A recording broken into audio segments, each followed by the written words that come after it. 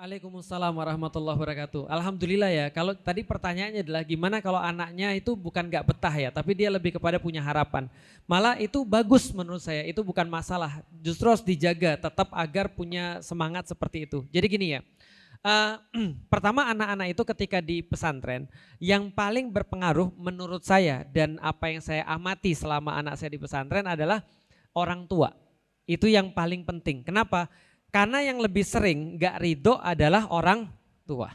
Karena orang tua merasa anaknya jauh, anaknya gak bisa ketemu setiap hari, terus orang tuanya merasa galau. Nah, namanya orang tua apalagi ibu, itu kan pasti ada koneksi kepada anaknya.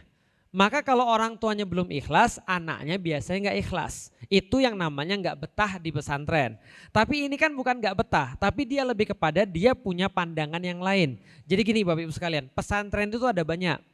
Ada pesantren tradisional, Lirboyo itu pesantren tradisional, kajiannya kajian-kajian kitab, lalu kemudian ya kitab-kitab kuning dan seterusnya. Ada pesantren modern kayak Gontor itu pesantren modern, biasanya dia dimasukkan juga ada bahasa Inggrisnya, pelajaran-pelajaran yang lain sehingga dia siap untuk kemudian internasional. Ada pesantren namanya pesantren tahfiz, nah kayak ibu tadi itu kemudian lebih mengutamakan pada hafalan-hafalan Quran, walaupun tetap biasanya bahas kitab-kitab yang lain. Ada pesantren-pesantren kan ada banyak ya. Nah sekarang kalau misalnya anak kita di pesantren tahfiz, lalu bagaimana? Sampaikan pada dia, jangan kubur keinginan kamu, nggak apa-apa. Kalau kamu pengen untuk nanti bisa untuk kuliah di Jawa, anak laki-laki mau perginya agak jauh dikit, bagus, itu baru laki-laki, jantan itu bagus. Saya nanti mau ke mana Pasuruan, ke pesantren Habib Taufik, nggak ada masalah, bagus. Lalu kemudian ketika dia punya itu, sampaikan pada dia, jangan kubur. Kenapa? Dan doain.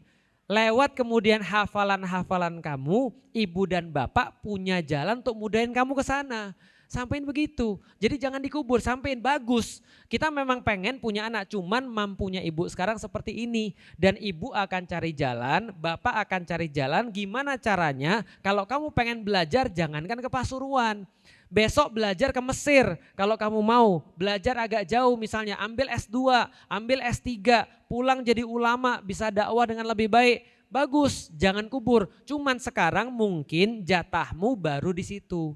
Jatahmu lagi ngafalin juz 30, 29, sekarang masuk juz 28. Ketika kamu niatin setiap huruf tadi, doain ibu dan bapak agar bisa mudahin kamu untuk menuju pada cita-cita kamu. Itu bagus. Sampai aja kayak gitu, jangan dikubur. Jadi jangan kamu tuh harus betah di sini, udah pokoknya di sini aja. Jangan, biarin aja. Pikiran kan gak ada yang salah, apalagi pikiran-pikiran yang bagus seperti tadi. Gitu ya Ibu ya. Salam buat anaknya.